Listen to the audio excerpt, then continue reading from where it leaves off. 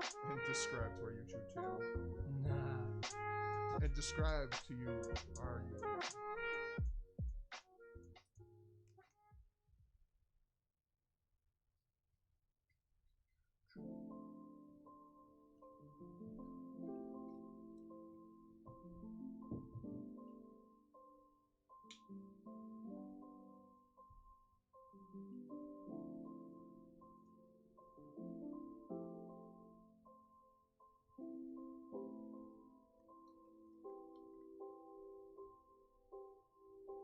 We're good on the YouTube side of things. I'm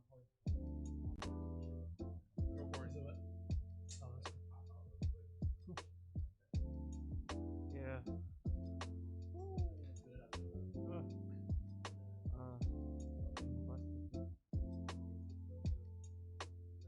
Yeah, I'm ready to go.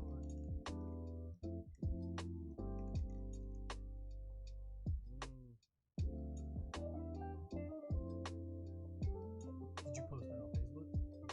I did.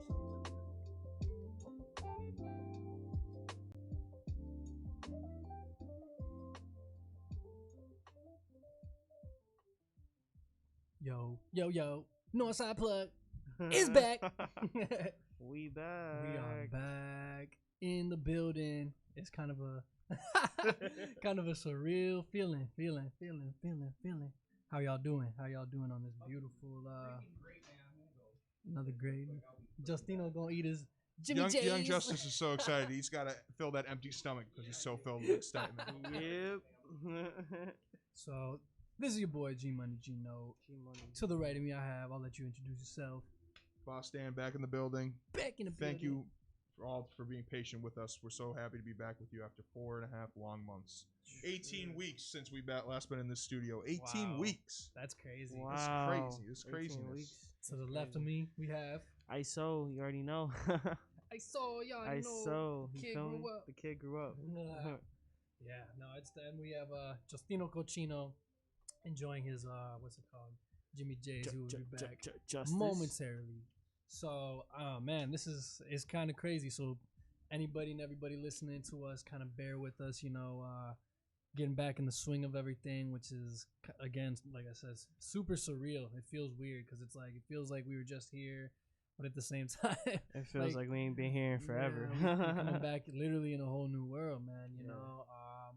So I mean, before we get into it, want to first off say thank you to Q4, for giving us the opportunity to be back. It's a super blessing, and I feel like I don't know, like it's just a super blessing with everything that's going on, and like there's a lot of things going against us being here, but thankfully Q4 has really been on top of everything that's going on, and trying to maintain safety and health precautions, so it's really appreciative that you guys trust us and believe in what we bring to the table, not only here at Q4 but just in general as Northside Plug. So Q4 family, want to thank you, really appreciate you, and yeah, it's great to be back. Just saying, it's great to be back. Man, quarantine was real. But it's exciting. It's honestly like almost I can't believe we're actually sitting here around the table, doing what we do. And it's just great to be back. Great to be back to the podcast and back to you guys. Thank you for being patient throughout these 18 weeks, and 100%. we kind of just want to go into what we've been, feeling this whole time. But Boston, And I mean, like I said when I first got in here, first started, I appreciate everyone for being patient with us, and of course we appreciate everyone at Q4 Radio for taking the necessary steps and precautions just to get people back in here. We're appreciative of them letting us get in here at a new time. We're a little earlier. Yep. Prime time, baby. Little prime time on Thursdays now. We're gonna be battling Thursday night football if football comes back this fall. Yes. But like this better time right now, and like they had plenty of precautions and like rules set up just to make sure that everyone feels safe and comfortable, and still can like do what they want to do. Because like there's been a lot we've been missing over these past couple of months, whether it be normal interactions with people, sports, whatever else. Just be able to get one thing back to normal coming in here on Thursdays, man. It just feels so great to get back in here and see you guys and be able to talk to you guys about whatever's going on. Yes, sir. It just feels so good to be back. Yeah, no, it's really appreciative, man. You know, and you go back to like when this all really first started, you know, and we were it's just like we were in here. I remember that day we were in here, and it was like the NBA maybe a day or two after they had stopped. You know, it may have been actually the day. Was it not the day, or was it the day? It was the day after. No more than the day after. Yeah. But yeah, man, like it was just we were in here like just super uncertain, didn't know what was gonna go on, and then you know like next thing we knew next week we weren't gonna be back in here, you know. So it's crazy, man. It's been a wild few months, and we'll slowly, you know, unravel through it. You know, there's a lot to get into. So you know, stick with us 100%. Again, we appreciate being back. Make sure that y'all listen to us. If you're not listening to us already on our YouTube channel, which is Northside Plug, how it's spelled, you can listen to us on www.q4.org, the TuneIn app, iTunes Radio, and if you're listening old school, you're in the car, listen to us 1680 AM. And our phone number here is 312-985-7834. Again, that's 312-985-7834. You want to call in and tell us how you've been spending your quarantine, what's kind of been getting you through all these moments, what are you looking forward to post-quarantine, or you just want to say hi and want to just tell us you missed our beautiful voices. Anything you want to say to us, we'll gladly try to answer it as soon as possible. Might be a little slow with our producer currently eating his sandwich, but don't you worry, we'll get to chopping up with all of you because we got lots to talk about. Of course, being gone for so long. Definitely. But first, I guess like kind of relating to what Gino was saying, just like. So the reason we've been gone for these 18 months, like we said, I just looked it up. Last show was March 12th, and that was the day after the last NBA games were played. Okay. On March 11th was when all those games were playing. That Jazz and Thunder game got shut down because Rudy Gobert tested positive and all that sort of stuff. So like we were in here and we were like, wow, the NBA shut down. Like that's crazy. Yeah. And I think I was like, what's next? March Madness? Like the conference tournament started coming, and then one thing led to another, and then here we are 18 weeks later in a whole different world with a whole different concept on everything. Yeah. So for me personally, I think it hit me kind of when the NBA was getting canceled. But then once, I think for me, just this how I'm wired, being a sports junkie myself, once March Madness got canceled, I think that's when I realized like, oh, like crap, this thing is super real. Like this thing is bigger than I would have ever thought it would have been. Like I get the whole like this, like everyone being cautious, diseases, like just cancel a couple games and see like where it comes. But then like it just everything shut down, and then there was nowhere to go for weeks. The only places you went were your house, the grocery store, and like that was it. And like it was just crazy how it changed. Just like from the beginning to like now, how you looked, how you were in March and April compared to how you're handling it in June and July. Like it's just such a different feeling at that point, at least compared to week one versus like now whatever week we're at or what day. You know what I think is kind of messed up, bro, is that like we're at a point right now where it's like, to be honest, it's even worse than it was when it first started. But now everybody's out here and stuff. I mean, now, you know, we understand it a little bit more, and people know how to maneuver a little bit more and this, that around it.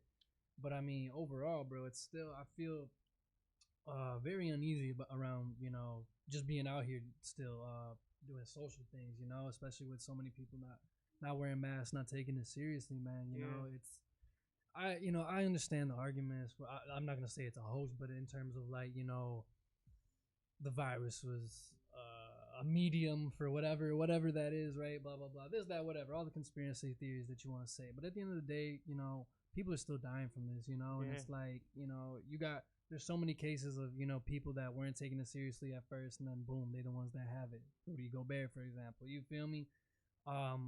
So yeah, man, like this is just something that we have to continue to take seriously and be diligent, stay safe, you know, because this is real, and this is the new world that we live in, bro. You know, so it's crazy out here. So I don't know. Picking off that. Yeah, man. I mean, to be honest, for me personally, quarantine was I'm not gonna say it was good, but it was good. Honestly, let me say that it was.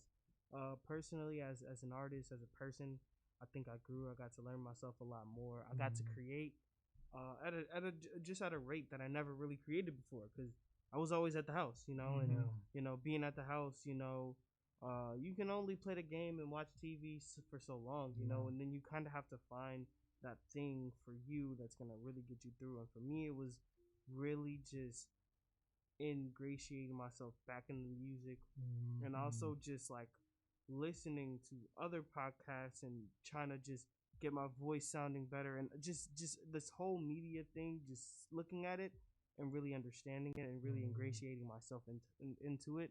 And I feel like I came out of quarantine and came out of this the other side. Well, this part of this, I came out of it as a better person, more confident in myself, in every way, more ingratiated in the art. So I feel like a lot of people were able to use this time to really do that hobby that they never get to do, that they never had the time to do. When you're at home, you're with your family, you're getting to it. Yeah, no, I agree, man. I mean, ISO and we pretty much kind of had the same experience during quarantine. I actually blessed to, like not every day, not a lot and stuff, but I was still able to see ISO every once in a while. I seen Boss Dan every once in a while. I seen Justino. It was like we were still able to carefully maneuver around it, But I mean, same, bro. Just kind of staying put. Going to the grocery store, simple things like that, and then just I was blessed to be able to get some hours during the quarantine in terms of working, and then but it was mostly just cooling, working on music and stuff, and working on myself, bro. And I agree. Like I feel like I I don't want to say came out of it because it's still going on, but out of the extreme of everything, I feel like overall, I feel a lot more grounded, to be honest. I feel like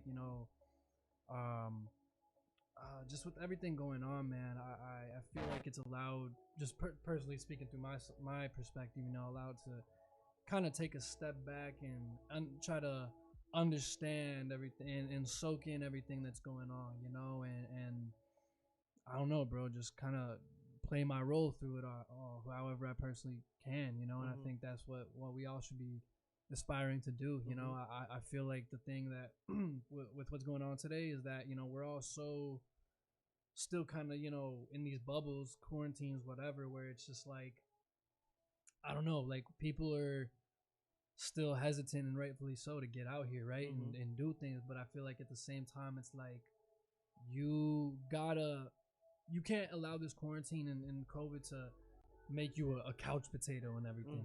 Because that's what they want, like that's the last thing you want to do is be a couch potato during this, bro. It's like, if you're gonna stay in and you're gonna quarantine, that's cool, but keep your mind moving, go out and get some sun, go out and walk, do something. Because if you're just in the house all day every day not doing nothing, one, you're deteriorating your mind.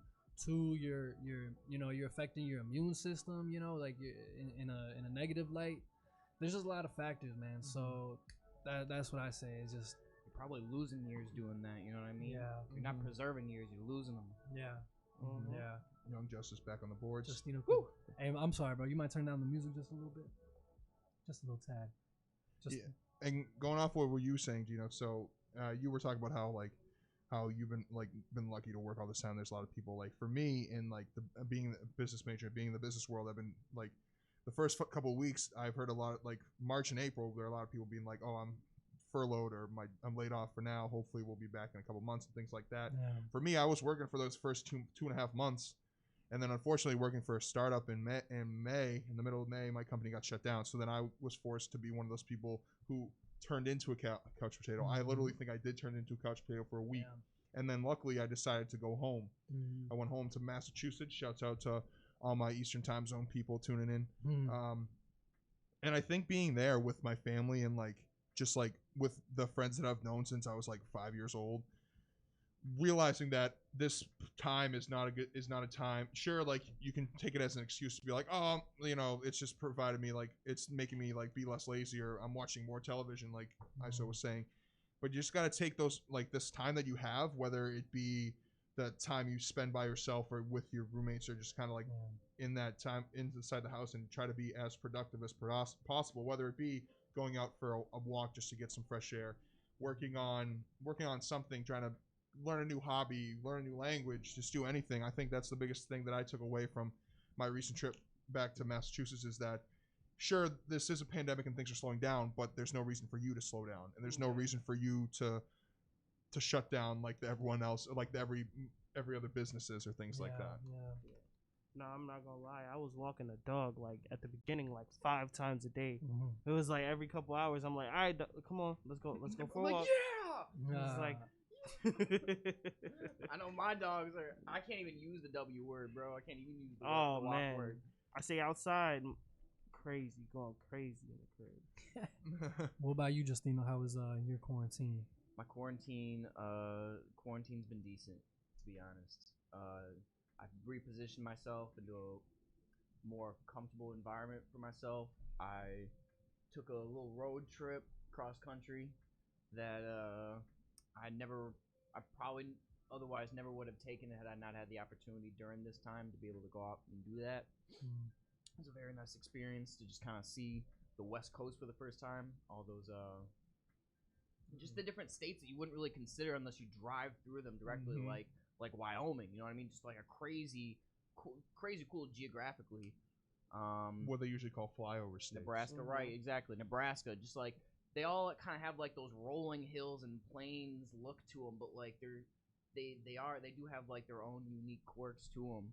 And like I was saying to you guys before, like just like the true difference between Northern and Southern California is just crazy. And we didn't even dip too hard into like the really like pop culture-y Southern California. The most southern we got was San Francisco, and like that was, I like the vibes of it. It just was like it was too touristy. You know what I mean? It seems like all the people who lived there were like, oh man, it was.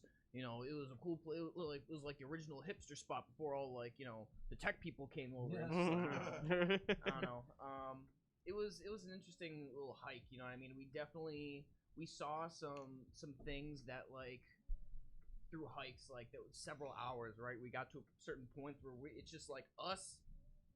Just like a big old chunk of land and then just ocean, bro. Just ocean, straight ocean. And like just to a point where just like only like maybe 100 people get to that spot like every year. You know what I mean? Like nobody's going as deep as we went. Nobody's all the nooks and crannies. It's a very off the beaten path. Like, and it like a couple times it's just like this is like 2-3 miles of like really steep like. And we had a couple people who were like, after like 4, 5, 6 miles, and then we have to go back, right? Yeah. That was really like the way there wasn't too bad. The way back was terrible. But just to be in a place where it's just like very few people probably get to that point every year, if like only a handful of people. It was a cool experience for sure. I wish I'd been able to harness a little bit more electricity to be able to make a little bit more music. True. But I don't know. I feel like this period's just been about like readjusting and finally like locking into a spot where that I recognize as like, oh, like this is where I should really be getting in tune with. Like, I don't know. It's been about like 2-3 years before I was able to have like that, like a true sense of home. Yeah. So it's a cool transition, and I'm ready to go back to work, but I'm ready to also kind of establish a healthy music routine for myself as well. No doubt, bro. I feel that, man. It's been a wild ride, bro, and I think right now we're all just kind of reintegrating into new life, new everything, So, and I feel like just something like this, like you were saying, Dan, is just something that's really like reinvigorating. Yeah, like you gotta make the best of what the moment is. Like if like everyone always says, like every day you just gotta go one step forward. Just like take a step forward, like improve by 1% each day. And I think during times, I think everyone is guilty of this during the pandemic, where there are days where you don't like, you just slug around. You be that couch potato. No doubt. For sure. You get like those 3 orders of takeout at ridiculous times of the day, no matter what it is. But I think this has just been a good time for everyone to kind of like slow down mentally, like just like mental health, like mental health wise, just make sure like know where you at, know where you're going, or just like know where you want to be. I think this has been a huge moment for anyone who's been stuck in that place of unknowingness or just like questioning what the future holds for them. This has been a moment for people to kind of be able to people finally have the time to be able to step back, kind of look at where they're at, and decide what the next move is to the best for their best interests. And I think that's why there's a blessing in this curse of for having time to, and for other people, like I know my brother and his wife have been able to spend more time with their daughters and watching their young daughters be able to grow up in this time. Like, sure, it stinks that they have to teach from home, but they get to watch their kids like all the time, every day. And sure, sometimes they wish like they got to escape from that, but like they get to see every day, like watching them grow, take their steps, do whatever. And it's there's blessings in disguise in this curse for sure. I got to meet my little brother actually, which was nice. My dad drove up here, which he wouldn't have been able to do, but with COVID he's working from home, so he drove up here for my birthday, and I got to meet my little brother. So that was probably the dopest thing that happened in the whole quarantine, to be honest. So definitely, it was just nice to be able to like, just have this free time really to just mentally like kind of readjust, and like reassess. And then now when things do get back to like whatever normal is in the future, because we don't know at this point, but whatever normal is, when we get back to that, when we get back to the hustle and bustle of everyday life, it's just gonna be like, I think I'm gonna have like everybody's gonna go into here a little bit more recharged. No doubt. Which I think a lot of us needed. Oh, no doubt. I feel like coming into this, like my biggest thing coming into it is like the one thing that I wish I could have done, because I spent a lot of it like making big like literal moves for myself, readjusting, like finding that readjustment period. But I really wish I had more of an opportunity to participate in some of the more social justice reform activities that were kind of happening around the city. And I came into this like really feeling good about the fact that like this platform that we have that we're using right now has really only been used to highlight the voices and efforts of people of historically disenfranchised communities. And I really feel that's important that we continue to do that. And it's kind of it makes me excited to continue to bring people on and like find different ways to like truly have like showcase their stories and who they are, and give them the voice that we want to be able to give them. So that's something I was another reason why I've been excited to come back and do this with y'all. Yeah, no doubt, bro. And I feel like going off of that, bro, like we're even more of in a position of like yo, like this is what we're on type of thing. It's like, yeah, we talk about sports, we talk about music, but at the end of the day, those are two derivatives of the culture that we live every day. 100%.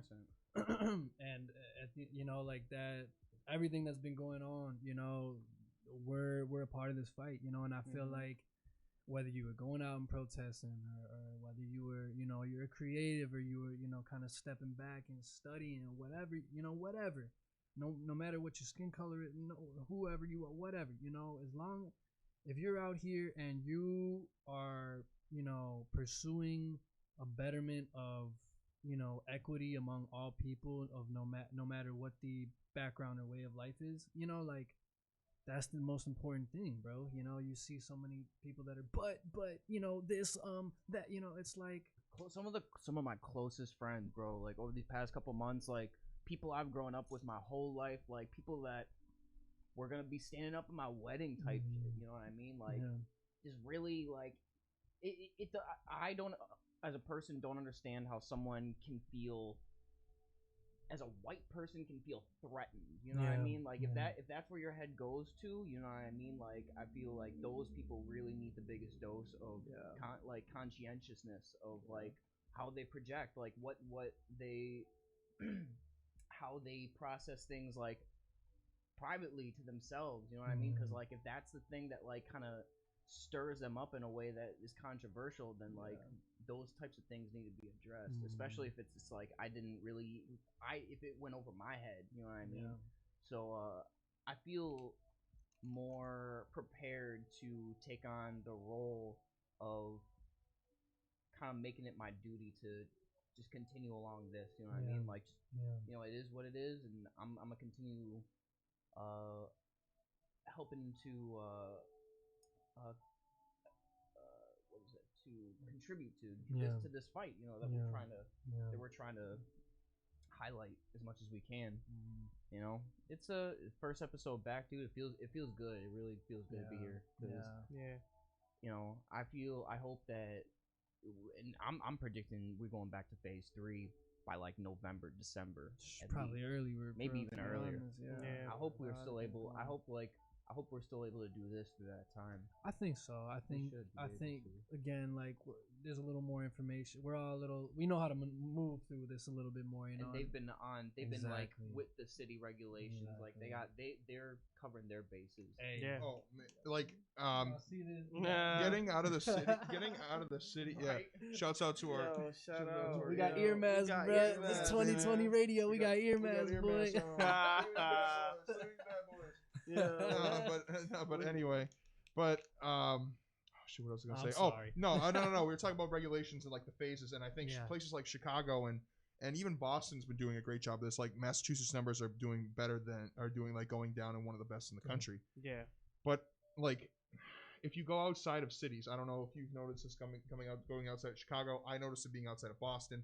The further away you get from dense populations, the less people are like even think about wearing masks. Oh yeah. Or like 100%. even take ideas, because like sure, like when I was in Massachusetts, I live in Hanson, Mass. Shouts out 02341. Shout out. About an hour south of Boston, like in the middle of the woods, in the middle of nowhere.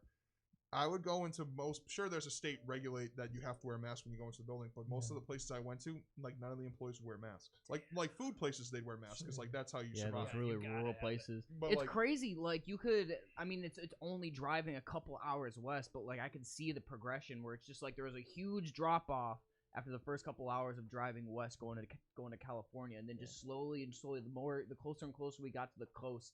And this was like what was alarming to me before, like it was like super widespread where you see everybody with masks on, because there was a point in Chicago where like inside everybody had masks on, everybody was walking around all laissez-faire, but like in California, bro, like we were all walking around outside without any masks on. Everybody had masks on. It doesn't matter where you were, because it's just like California, bro, you know what I mean? Like even in the north where it is a lot more spread out, there's a lot more space in between like this place and the next, like just that whole state in and of itself was just like completely on, I want to say just like a workaround shutdown, you know what I mean? There's just so many people in that state alone. It's crazy to see how they treat it on a state by state basis, but just like there definitely is that separation when you get into like these kind of pockets of less population, less dense population. And that's just what's been so messed up, bro. You know, going off of the point of state by state, it's just, you know, like we can go so into it, but it's just like, the fact that they're just now, what was it, yesterday or 2 days ago, that they're not even saying like you have to, but highly recommending like through the whole country that you gotta wear a mask and stuff.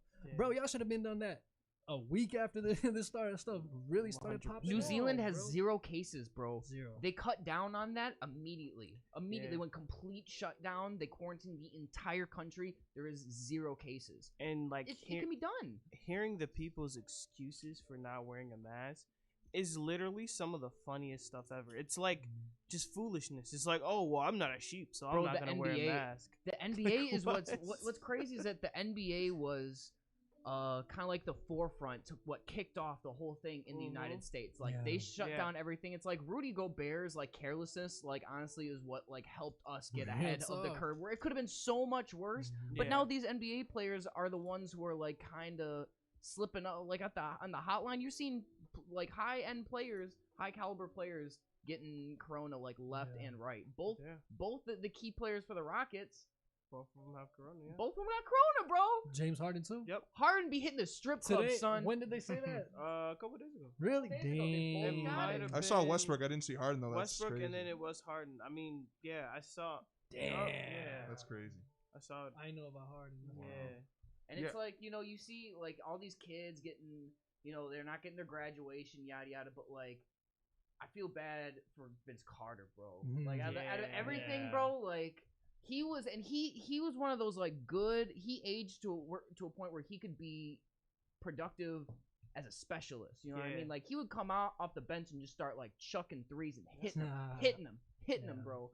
I could see him even filling up a spot. You know what I mean? You got Joakim on the Clips right now. Yeah. You know what I mean? I mean, hey, good for Joe. I want to see him win a ring. You know what I mean? Yeah, and kind of segueing into that NBA talk. Yeah, going off that, I mean, that's where it hit us because like we were discussing while you were eating, like the last show we were having was the night after Rudy Gobert like tested positive. So like that was when it kind of started hitting us, and we were like, oh, like wow, this thing's actually kind of serious. And then like we weren't here for 18 weeks, so then we were like, wow, like this is really really serious.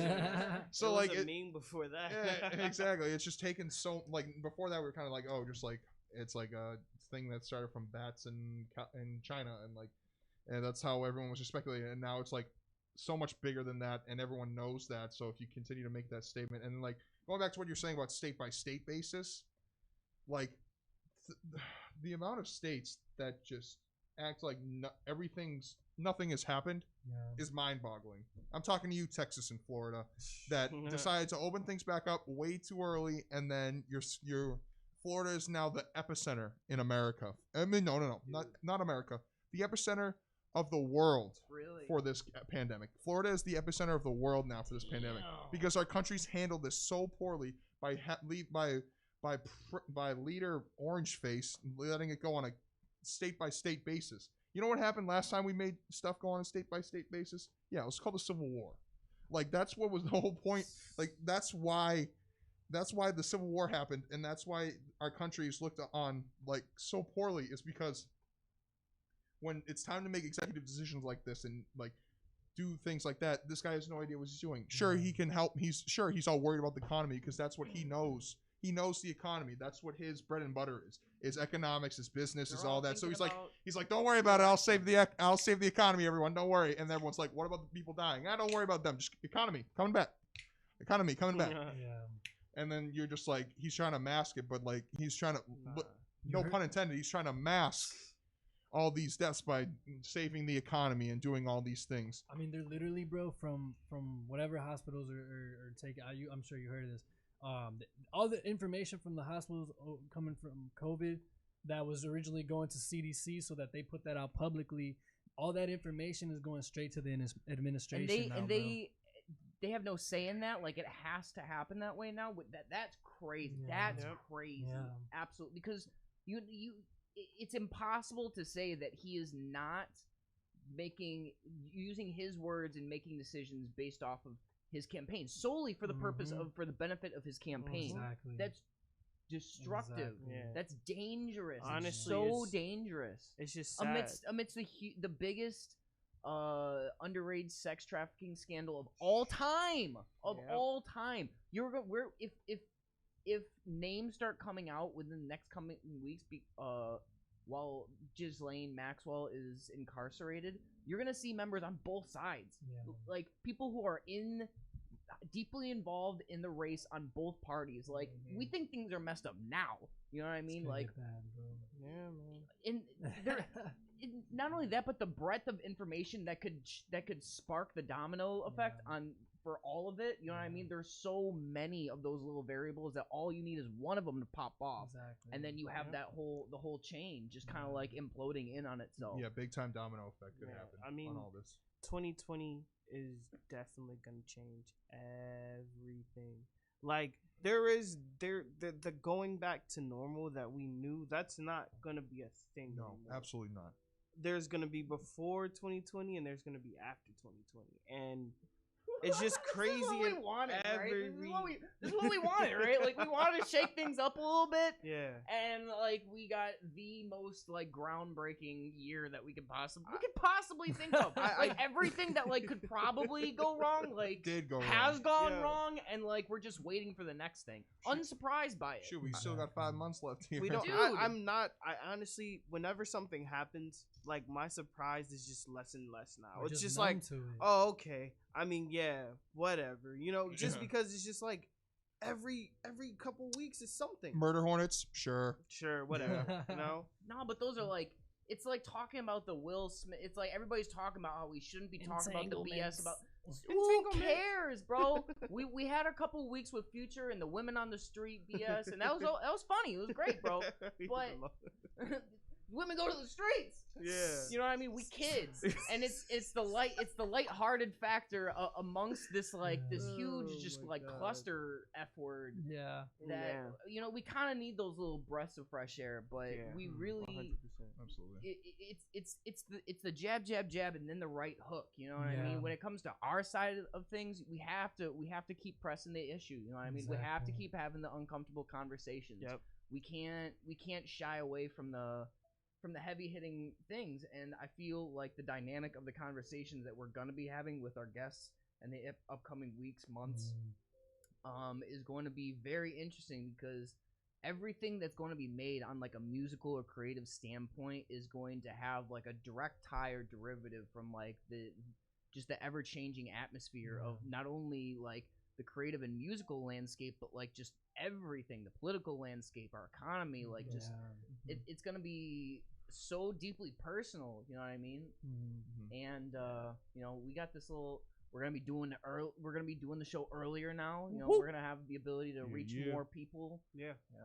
We're positioned good to, you know, to reach the people that need to hear this stuff. You know what I mean? Like, let's get ourselves a Spotify deal, son. Yeah. You know what I mean? Joe Rogan, 400 bro. This dude's getting paid like LeBron. Crazy. Hey, man. He's getting paid like LeBron to talk. Hey, Spotify, man. He ain't getting that Patrick Mahomes money though. Hey, Spotify, Bro, man. I mean, hey, they dropped the bag, man. Come on.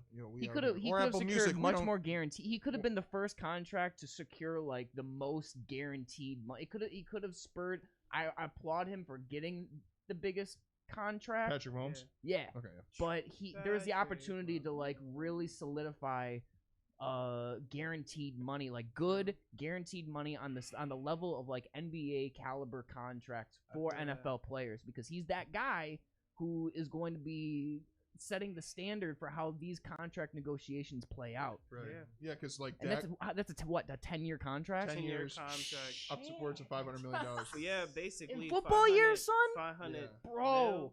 I mean, that's I don't even know. Like, I guess that's harder than a presidency. 5 years in, he's gonna definitely get a new deal. So I mean, like, it means that he's gonna make even more money because he's gonna get the guarantees. Yeah, there's so many like restructuring things and like injury clauses and all this stuff. We're gonna be sending people to Mars by that point. 10 years, 10 years in the NFL is unheard of. Yeah, it's crazy. Like I've heard of 5, like I think 5, and like maybe there's been a 6-year deal out there in the NFL. But 10 years there's a is few, so but it's much. I want to go back to what you were saying originally first, but like on the last statement of that, like you were saying how it affects the like current QB free agency landscape. Dak Prescott all of last year was like trying to argue like how much money should he get, and they were like, you're not going to get $30 million. Now he sees Patrick get 50, and he's looking at Jerry Jones. Give me that money. He's looking at Jerry Jones like, man, give me that. I need 40. He's not gonna get it. Hey, he's not gonna get it. But you know what though? Yeah. Dak is probably gonna end up making the most money maybe ever, most guaranteed, because he's gonna be like, all right, just franchise me for 2 years. And then he's gonna do what Kirk Cousins did, get a bunch of guaranteed. I think he got 84 million guaranteed. Like, and he's not even that good. So I can see him definitely getting 90 guaranteed from a team in 2 years for sure. Yeah, but I want to go back to before we get into sports. I want to get back into what you were saying real quick. There's so much sports we could talk about. I want to talk about the more important issues first. What you were saying, how every conversation we have now is different, and I think that's another key piece that we kind of hinted on a little bit that I want to really get into. It's just like the social justice issues of what has happened.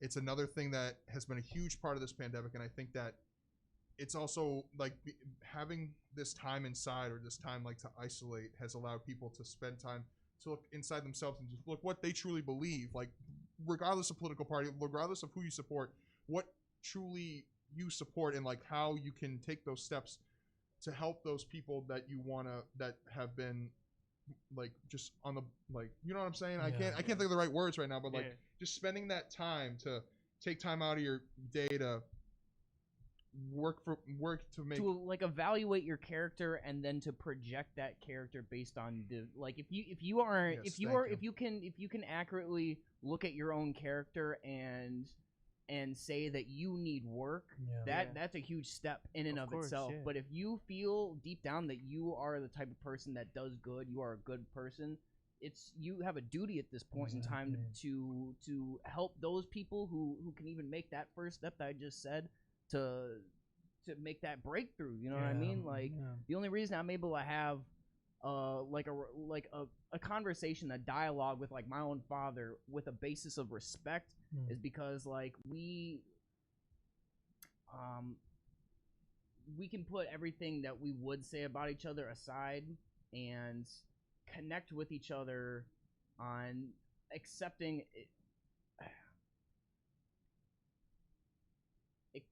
accepting where we stand, the values of everyone I mean, else. we're fundamentally like complete opposites. You know what I mean? But I can have an endearing conversation, like a healthy conversation, because we can accept and address the things that kind of inhibit us and have inhibited us in our dialogue for the past 24 years of our life. And I feel like it's a similar type of structure. That's the same type of the same type of structure we need in just dialogue in general between people.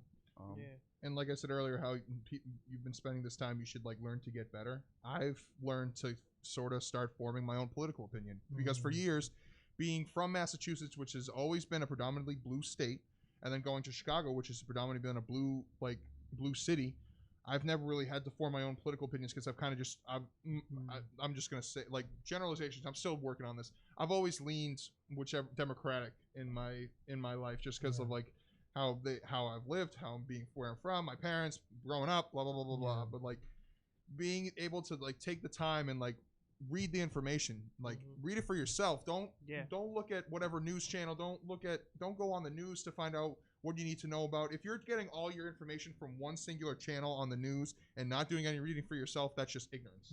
That's just plain up ignorance, and that's just ignoring the facts and trying to let someone else tell you how to form your own opinions. It's our duty as Americans to do the research, to find out what's the truth, what you truly believe in, and stand for that side and vote for that side. So I think it's very important that after everything that's happened, this upcoming election is going to have a greater turnout, I think, than the past couple of years in terms of percentages, because this has allowed people like myself or like any other people to actually know what side of the political spectrum they're on, or like who to support, what issues do you truly stand by, which ones you don't, and things like that. And honestly, so I'm 23 years old. I ain't never voted a day in my life, ever voted. So me being a person who didn't vote, and I've always known a lot about politics. I've always studied politics, but I've just never voted because I didn't believe in it. But in this time now, I've been just taking the time to really think and assess and evaluate myself. I've realized that if I'm going to be a true, really true American and truly do what I'm supposed to do, it's my right and it's my duty. Not even a right. It's not even a right. It's your duty to vote. And like, Absolutely. as a person who literally is always on some like, I think the American government is corrupt. I do. But it's our duty to vote. It's our duty to use our voices and be out here. It's our duty to educate our friends, our family, others around us who might have that same mindset to vote. This year is gonna be my first year voting. I've literally been trying to watch everything, do research on who's running, and do research not just on presidential elections. Do research on everybody who's running for any sort of office, because it is important. And You know, like a lot of people are taught, like, you know, in my neighborhood, you're taught sometimes like, you know, like voting is not going to make a difference. Your voice matters. It does make a difference because too many people were not voting at the last election, and our voice wasn't heard. We just complained, and there's no way you can complain about what's going on and not do something to change it. And you have to, you know, do your duty, and you have to vote. It's this winner take all politics. You know what I mean? Like the Constitution didn't say that we had to have only two parties. You know what I mean? Matter of fact, it stated that it would be a very destructive thing to have two parties. And we have one side that like is clearly seemingly has an agenda to attack like the certain human rights of other people, and while the other party like it's the Democratic Party just needs such a huge tent because traditionally the party next to it has it controls basically all branches of government right now. So in order to reclaim this environment in which we could possibly chisel down and like unconsolidate these parties into more options in general, like what I was saying about the winner takes all politics, it's like there's only like one winner who gets all the power, you know what I mean? And it comes down to our voting process.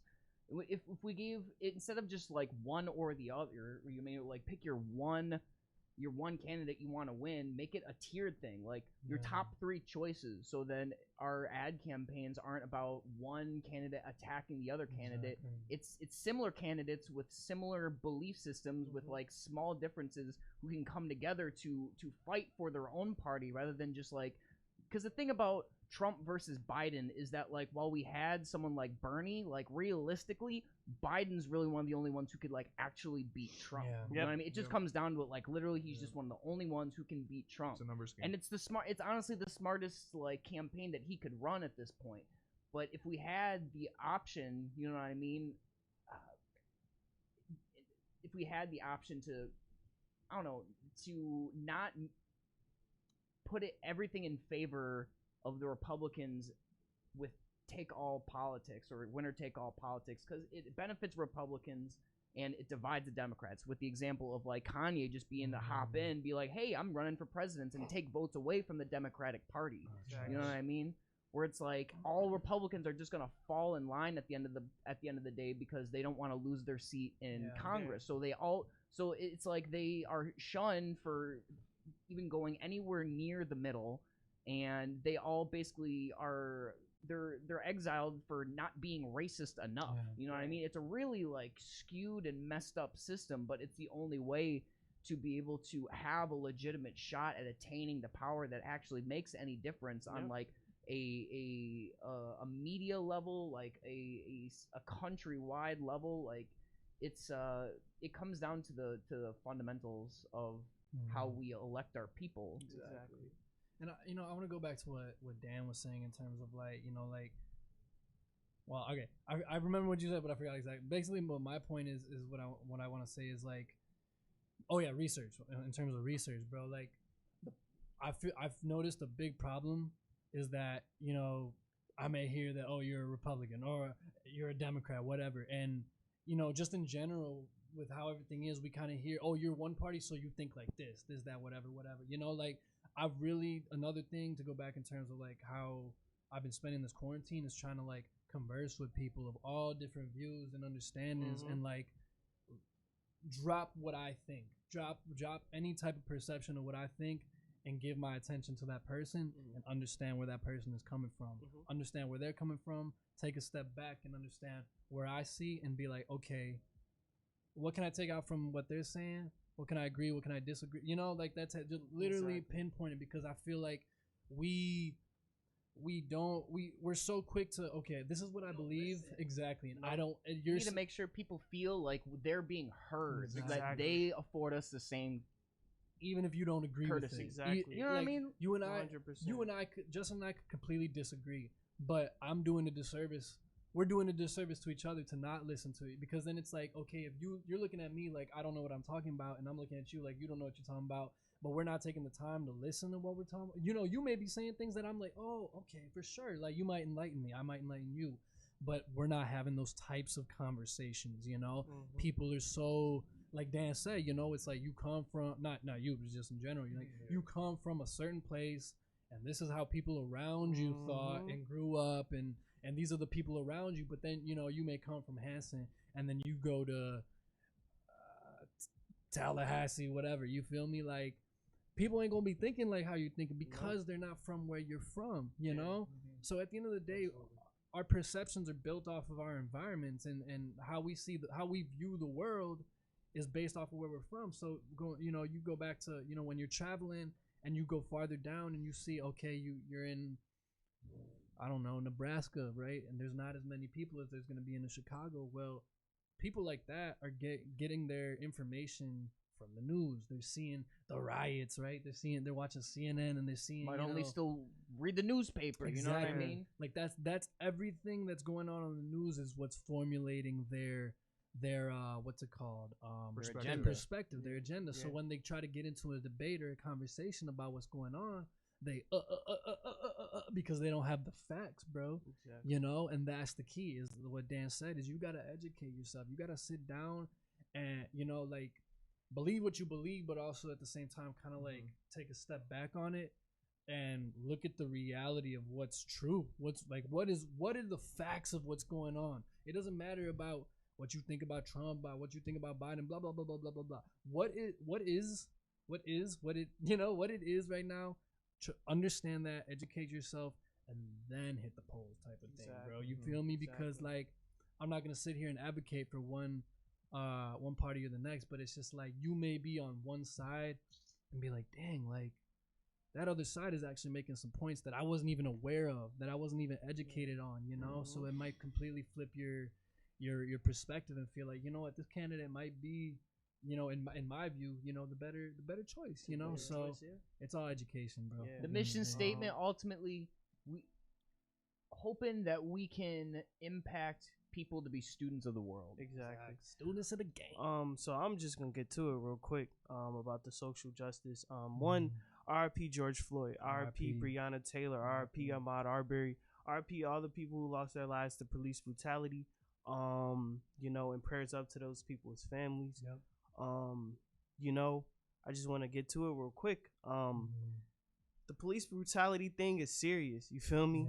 Yeah. And it seems like it's really rampant. And since we didn't have a lot to do but watch social media, you saw it every day. And as somebody who lives it, you feel me? Like somebody who has been in certain situations where the police were rude, were disrespectful, and thankfully I made it through those situations that I'm here today, but there's people who didn't make it, and it's just like there needs to be serious police reform. Absolutely. And there has to be something has to be done. And I know now a little lately people haven't been saying whatever as much, but like justice needs to be served, and just reform some way, somehow. The police need to be policed, and like seriously policed. They need to be held accountable for the mistreatment of everybody, because it's not just black people, it's just people in general, and especially people of color, and they believe that they have all this power and they can just be disrespectful and hurt and harm you. And there's times, every single time I have an encounter with the police officer, no matter how it goes, no matter if I was the one in distress, I'm always nervous and I'm always scared. Like my thought is, I just want to make it out this situation to make it home. And that's for real reality, like nobody can't tell me that's not how I feel, because that's what I've seen, what I felt. I've seen literally like people get beat up by the police, in situations where it's not necessary, you know what I mean? So that, just keep that in the front of your minds, and the conversations now have been great because we have been able to integrate more races into these conversations. It's not just people of color. It's everybody having these conversations. It's in front of everybody's face, and you can't ignore it, Right. And for the people who want to say, oh, well, these people committed crimes and whatever, that's fine. But at the same time, no one ever deserves to die like a dog in the street. No human being deserves that. That's just a basic human right, is for you to be treated, your life to be treated like it means something, because it does. You know what I mean? Yeah. And just to see the outpouring of all the people around me who I normally wouldn't think to say something, but did say something, I thank you. I thank everybody who stood by the community and was like, hey, this is wrong. We are standing up for what's right. Yeah. And no matter how you did that, if you posted a post, if you shared a post, if you just talked amongst your friends, amongst your family, if you protested, if you donated, whatever it is you did, if you put it in the art, if you're just sitting, having the conversation and open your heart and your ears and your mind to see what's going on with this, I thank you, because that is necessary. It's important for all of us to be together. It's not black over white people or white over black people. It's we all in this together. Yeah. It's diversity. It's not just diversity of skin color, but diversity of thought. Exactly. That's the thing that's most important when the term diversity is used. You know what I mean? Like just true, not just like covering the bases. You know what I mean? And not that surface level stuff, but like really taking the time to scratch away and be surgical with it. You know what I mean? To like think critically. You know what I mean? We talked about this for months and months, even before all this. Just like the value of critical thought. You know what I mean? Just like truly understanding that like as valuable of a tool that speech is, it's such a hard thing to decipher. You know what I mean? Just like all thought and speech starts as like an image in your head, right? That you have to decipher and formulate into words that people have to interpret and unwrap all that your own thought. You know, there's like a 25% chance that people might even get a fraction of, like, we can understand the generalities of what we're talking about, you know what I mean, by that speech, but like to truly like spend the time to connect, you know what I mean, with an individual so that you can connect with a mass of people, you know what I mean? And I don't know, it starts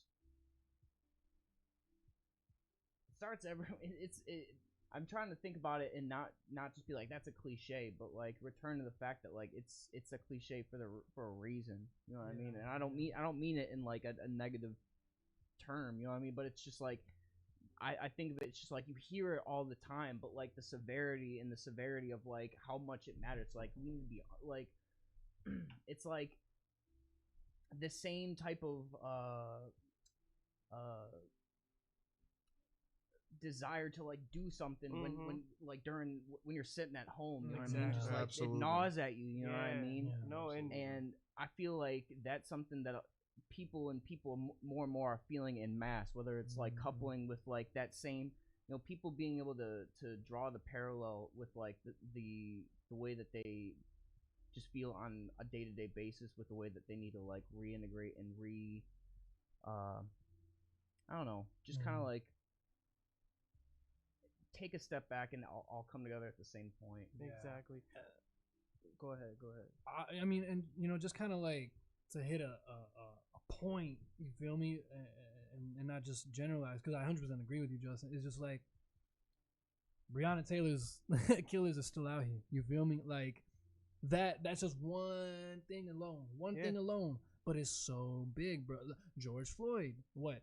I think the main guy is in prison or whatever, but everybody else is out. There's that video of dude talking about I'm getting my necessities. You know, he's got Oreos in his hand, bro. Like you feel like, bro, like this stuff is messed up. It's crazy because you know, we go out and we protest. We go, you know, we're here and we're chopping it up. This is a passion. This is real. This is, you know. But at the end of the day, like, how do we change that? How do we get these people arrested? How do we how do we arrest the Elijah McClain's killers? I mean, this is all in front of us, bro. R. You know, Elijah McClain. A lot, you know, R.I.P. It's just, it's maddening, bro. And especially when you, during something like this with the quarantine, when you're just sitting in the crib and, you know, when you're not able to go out and you're just, you know, you're seeing this, whether it's on TV or on social, you know, whatever. And it's just like, it's a almost helpless feeling because it's like, you know, we're doing all this work. You know, you have people. But we're like training our collective reflex. You know what I mean? Because it's not like nothing hasn't changed. You know what I mean? No matter how small, and it's the same thing. Like for all the small, huge reasons for why we need to do more. Like there has been change in the right direction to give us the hope that we need to feel like that things can continue to get better.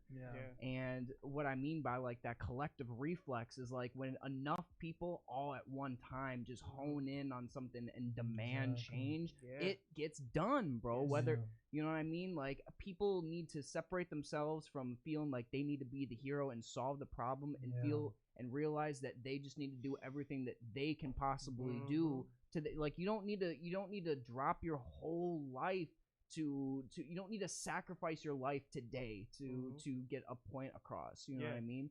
We can just think a little bit more creatively, like in mass, so that we can come together and get and make change happen at the rate that it needs to happen.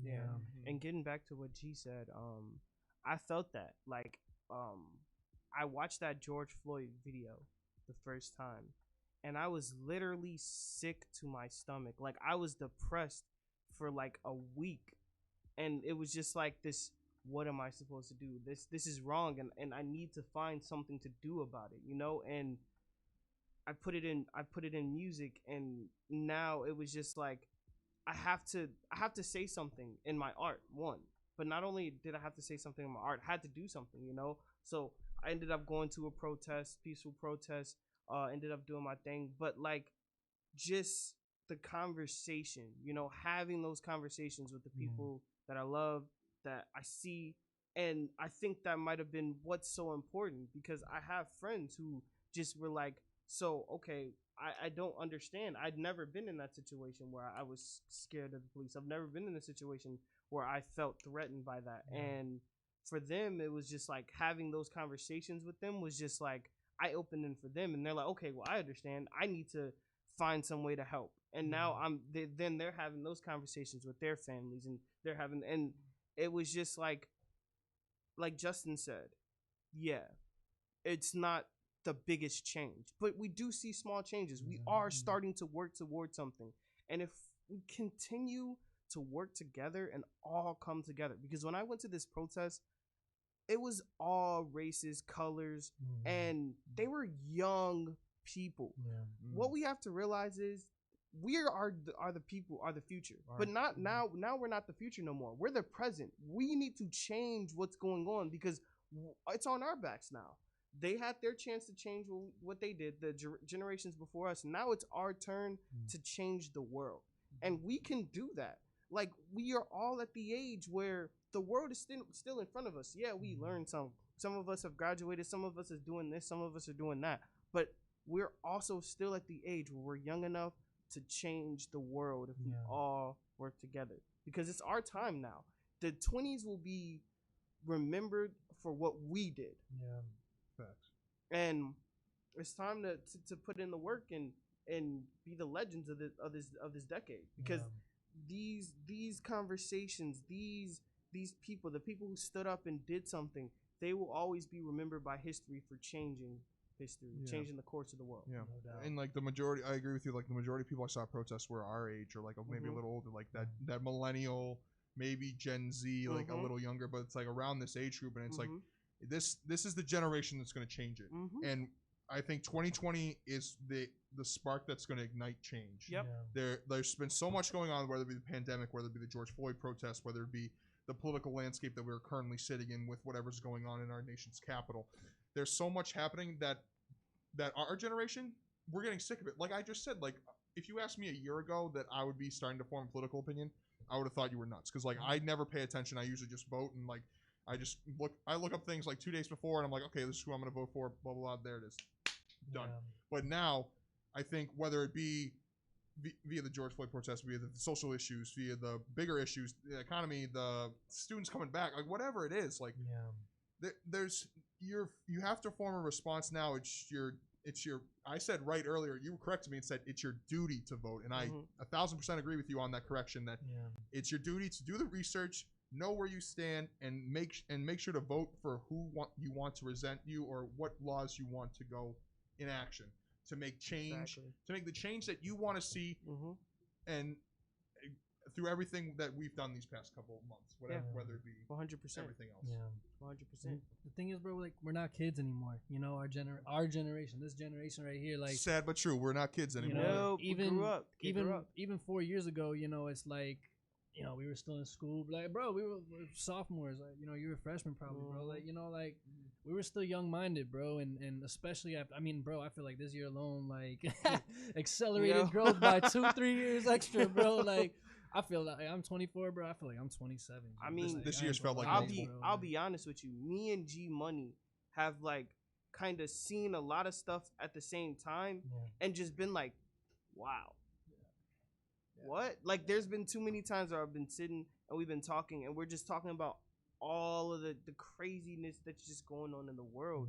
And like I said, this is our time, you know, like G said, we're not kids anymore. We're not. And it's time to really stand up and make a change for the world, because the world's not going to change unless we change it, you know. 100%. Because I mean, these old farts, bro. These old you know, farts. they're all enjoying their normalcy, bro. Still, You know, and we're so pivotal in all this, bro, because it's crazy, because we have grown up like with so much information in our face, bro. You know, like as opposed to generations before us, where it's like, you know, they have to get it from the newspaper or just out and about, whatever. Like, we have the access to see all of this, bro. Where it's like it almost forces us to, like, if you're about it and you believe like this is your fight, bro, you gotta be a part of it, you know. And it's just like, I think that's why, you know, by us going to these protests, bro, you see so many people of different ethnicities and backgrounds, whereas before, like, you know, the civil rights movements of like the 60s and stuff, you know, you see it's more predominantly black, bro. You feel me?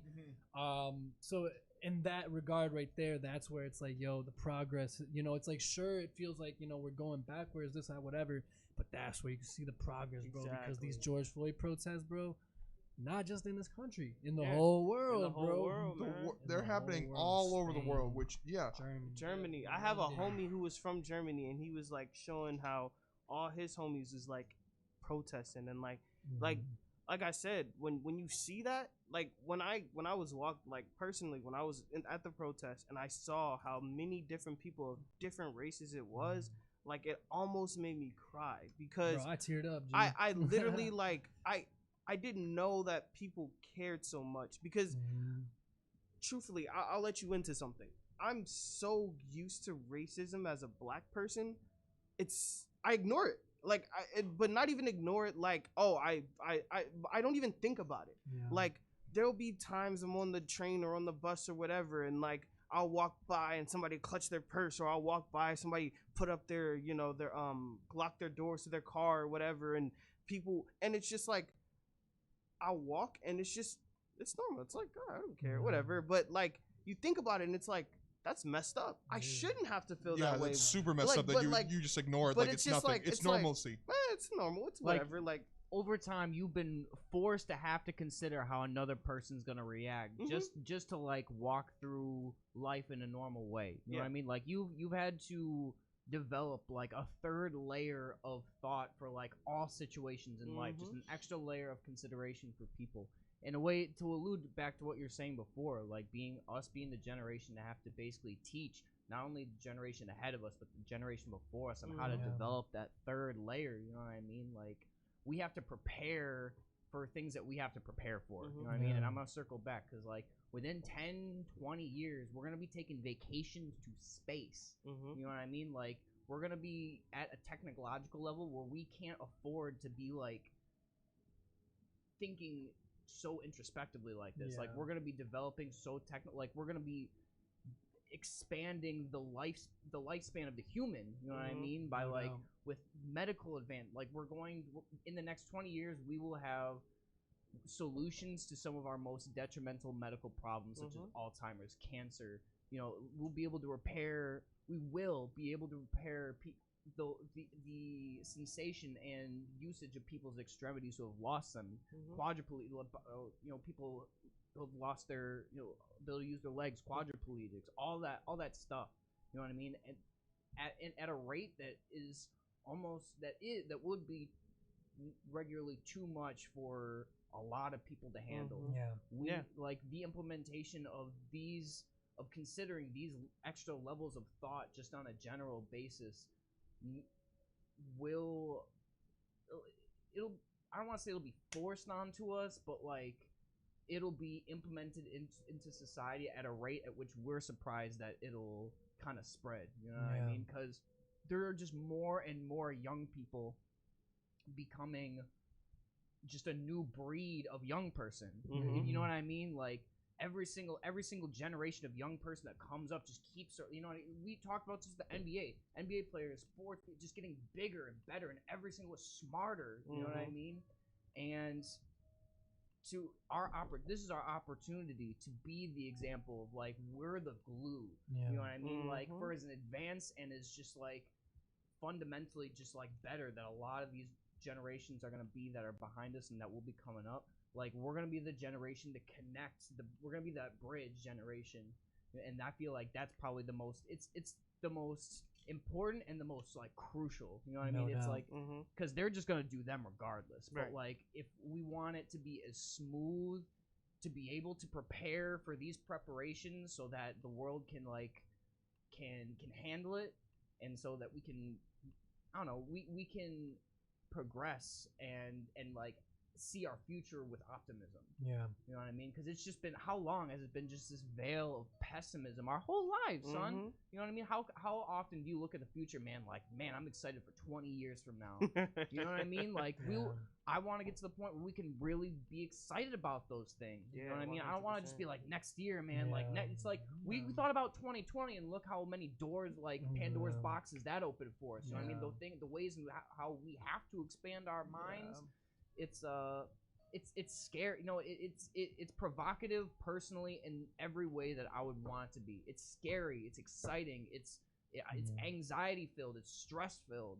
But it's stuff that we need to get used to dealing with. You know what I mean? It's the reason why I decided to go cold turkey on my antidepressants, because I need to know how to deal with what my body is telling me. And we as the world need to treat the world the same way. Like how we need to be able to deal with what our body is telling us, and our body is telling us that we need to make these fundamental changes before we can start approaching these amazing technological advancements. Absolutely. Truthfully, powerfully said. I'll be honest, like when I stopped taking mine too, like I realized that like I really could figure out ways to get through that instead of having to take what you give me, and like working my way through it. Like it was tough, you know, but it like boom, like I started to like write just out like everything, you know, and it wouldn't be music, it wouldn't be any, it just be like the feelings that I felt, you know, and understanding really what my issues were. And once I did that, I feel like I was able to become a better person. I wasn't dependent on anything, you know. I was able to be like, okay, you know what, I can do whatever I need to do. I can do this without the help of any drug you're giving me, and no matter what it is, I can do everything I need to do without the help of anything but me putting myself into my mental space, and the right mental space, and really learning how to heal my own self without anything, you know. And at the end of the day, bro, like I've never taken antidepressants, so I don't know how that feels, but I damn near know I know very well what depression and anxiety feels like, you know. And bro, I feel like, you know, just as someone that's kind of had to like naturally get through it, you know, you're 100% right, bro, because both depression and anxiety in different ways, at least for me, feels like you're in like a pit, a hole, a cave, and like you know, like depression is more like you feel like just kind of isolated, and the world is just a lot bigger and like farther and stuff. And then anxiety is kind of just like, or more so like when you have an anxiety attack, you're just kind of like enclosed within yourself, bro, and you're like fighting for like consciousness and reality or whatever, bro. So it's literally, I feel that, because when you get so dependent on something, bro, you know, like a drug, whatever, you know, you, rather than, you know, taking it fully upon yourself to, like Justin yourself said, like, I gotta pinpoint what the hell is wrong.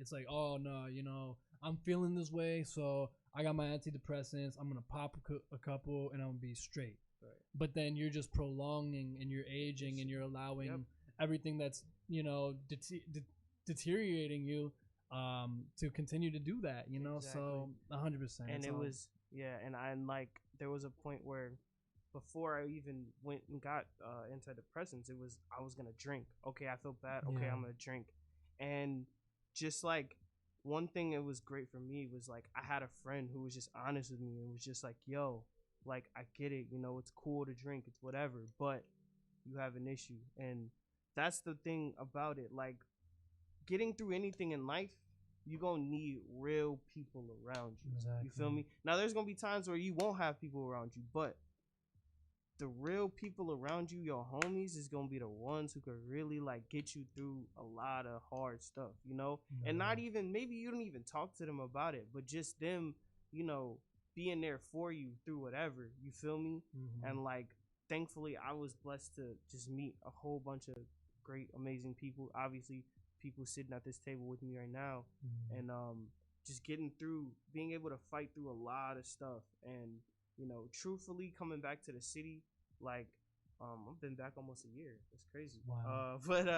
But coming back to the city, man, and like seeing you guys doing this before I came back was just like, okay, I gotta get back. I gotta get back to the city. I gotta get back to the city because this is like, I knew from jump, this is where I needed to be in this environment with the people I'm with, because that was gonna help me to be that next person, to be that better person and everything. So you know, thankful. I'm obviously thankful for Northside Plug and for y'all, you know, allow me, you know, come through, bro. Back in, you know. Appreciate you being part of the team, bro. Of course, you know, that's like we've kind of been saying part of this whole show, like that's what we about, bro. Dan, is there you missed out? I don't know if okay. No, go ahead.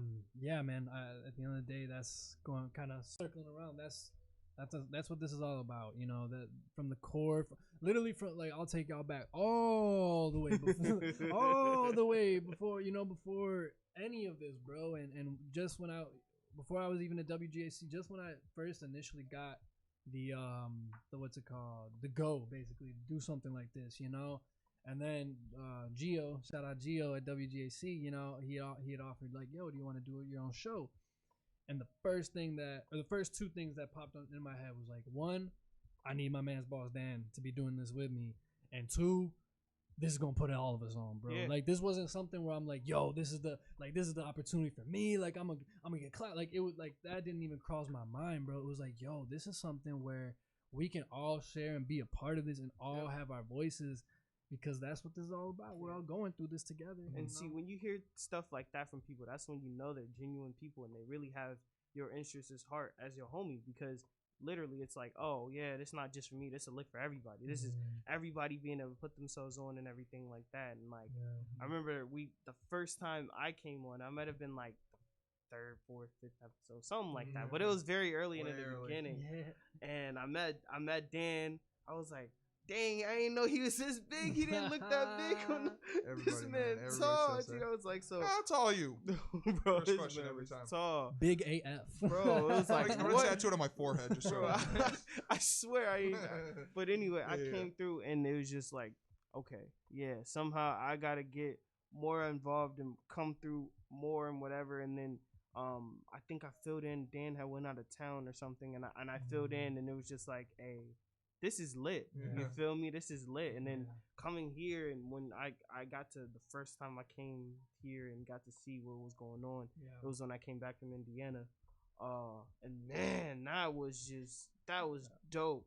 That was so dope. And seeing everybody, seeing like the progression of the show and everything, and you know, man, you know. Yeah. And I think that now that we've kind of like, we said it before, like that we've established, but I think as we're getting more comfortable with this, we're learning how important our voices are. Or just like, I mean, we may not be reaching out to the thousands or hundreds of thousands that like Joe Rogan or who all those big Spotify people listen to, but we know that like our duty, being on this podcast, or not podcast, radio show, whatever you want to call it. Everyone asks me what is it. It's both. It's both. That's the beauty of it. It's the beauty of it. It's both. It's Chicago's favorite radio talk show, Dan. Exactly.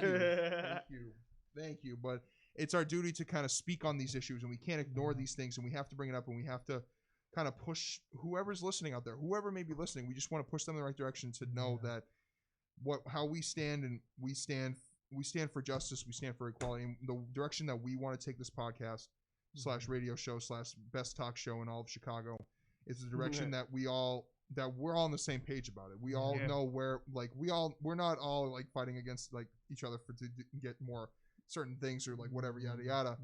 We just know that we have to use our platform to our advantage. We have to use it as a platform because some people don't get to have a platform like this. Not many people are blessed enough to be able to come into Q4 radio and talk with their friends and say baloney for 2 hours about whatever. So we know that it's important for us to say what's right.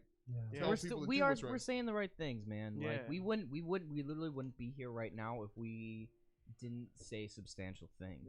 You know what I mean? Like, whether people are listening right now, like, the thing about it is that, like, one day, like, we're just positioning ourselves to be heard eventually. You know what I mean? Whether it's like by someone in the moment or like down the road. You know what I mean? Like, this is like all the stuff that we're recording right now, like, as we speak, like, is not going away. You know, I was talking about that Crucial Conflict interview. Like, they just rolled in. You know what I mean? And I was having a conversation with the dude who was like an old hip hop head about like how Crucial Conflict influenced. So I was like, bro, I literally got an interview with freaking Crucial Conflict. You know what I mean? Like, just I had no idea.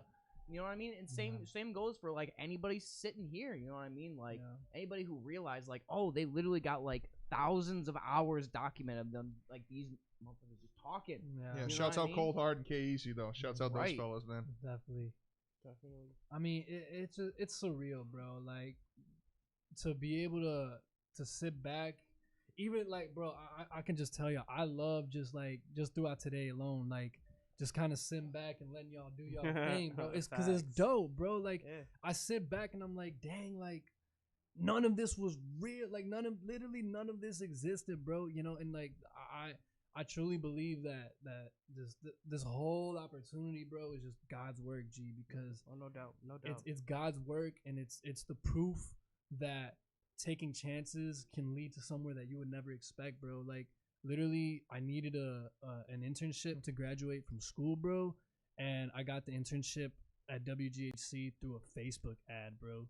Bro, we dropped our first music video on this channel. Like, on top of all the videos that we got recorded, like, we just, like, hey, like, Northside Plug, like, that's the platform where we're going to drop our music video. You know what I mean? And that's going to continue, like, our playlist is going to be populated by just more and more and more content.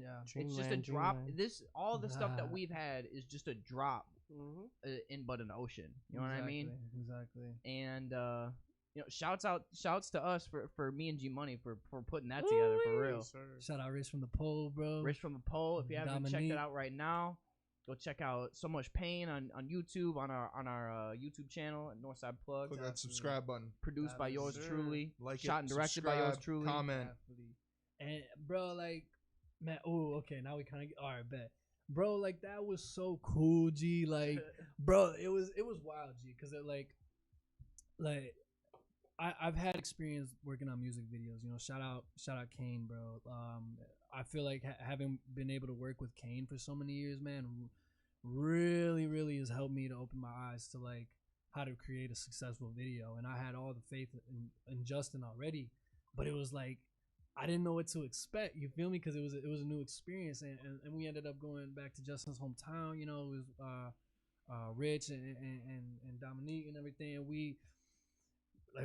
it was just like a very we spontaneously made the track, kind of spontaneously went over to shoot it, bro, and Justin did his thing, bro. Like, I was so like I didn't doubt you, bro. I just didn't know what to expect, bro. And I was like yo, bro, like just the way that it came out, bro, and the fact that the majority of that video, like, again, Northside Plug, YouTube channel, So Much Pain.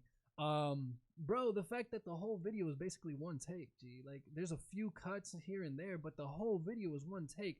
That's surreal, bro. Like, we spent a lot more time with the traveling and everything, like, and it's just like it goes to show like how we're gonna attack the blueprint next time. Exactly. You know what I mean? It's like, well, now we know what's up. Like, the backpack's full. You know what I mean? Like, there ain't nobody who have access to that except for us. You know what I mean? Like that. You know, I was getting, it was like a mixture of depression and excitement, just sitting there and like finally like having like in my place, in my basement, in my mini apartment, finally having everything that I'd been trying to flesh out in my old place, finally have it to my freaking self, bro. You know what I mean? Yeah, and now it just comes down to like, okay, like what do you want to do, Justin? What do you want to do? Yeah. And the fact that like it's not just a thought, it's not just a desire anymore, but like I've seen it happen, I've willed it into existence. And the only thing next to do is to just spend more, just to get to those points, those little checkpoints, but to just really hone in on every single part of the process, so that by the time that next video comes out, by the time that third, that fourth video comes out, people be blown away by the stuff that we've been putting out weeks ago, months ago. Like, dang, you know what I mean? They was doing this. I want to be an effect where people are like, dang, look at this, and then they look back, they're like, where's all this coming from? Where was I? Where was I?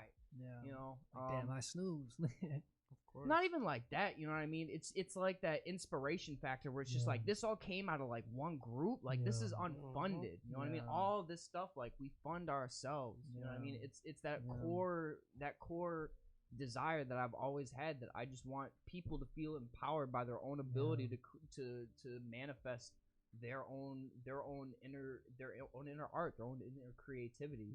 It just makes us more fluent individual humans. You know what I mean? With being able to take comfort in something that's ours. You know, I was talking with my sister, and she was just having such she like not only me, but like her and I and her girlfriend finally are just like, okay, we're locked in and we're good. And she's like, man, I still feel so fidgety. I was like, why don't you garden? Now you know what I mean? Just she can do whatever she wants, but like it's her thing. You know what I mean? Whatever helps her feel. I don't know. I feel like there's something for everybody generally, no doubt. And I want that to feel accessible to people. You know what I mean? Like whatever we have someone who's just like hella into gardening, you know what I mean?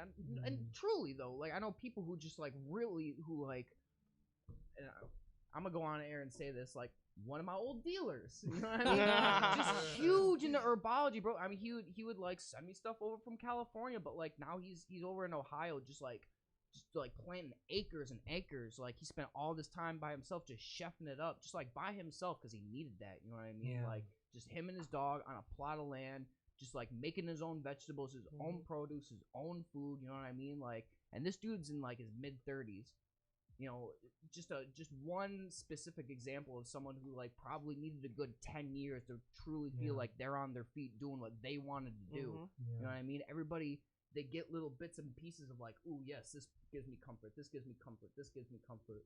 And amongst like experience all the discomfort in between that, we can finally get to a place where we can just like have that circle of comfortability and extend that. You know what I mean? Like this isn't possible without putting in all that hard work. You know what I mean?